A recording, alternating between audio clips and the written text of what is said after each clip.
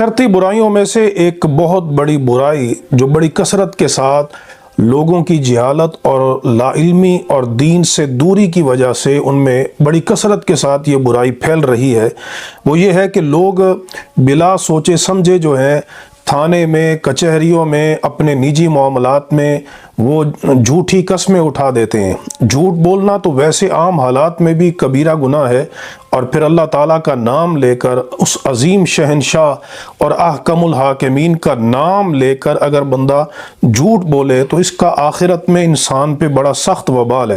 یہ اصل میں قرآن مجید فرقان حمید میں اللہ رب العزت نے یہ بیان کیا ہے کہ یہ منافقین کا دأب اور طریقہ ہے۔ چنانچہ سورۃ التوبہ میں اللہ تبارک و تعالیٰ نے منافقین کی یہ روش بیان فرمائی۔ آیت نمبر 42 کے اندر ارشاد فرمایا وَسَيَحْلِفُونَ بِاللَّهِ، ان قریب وہ اللہ کی قسمیں اٹھائیں گے۔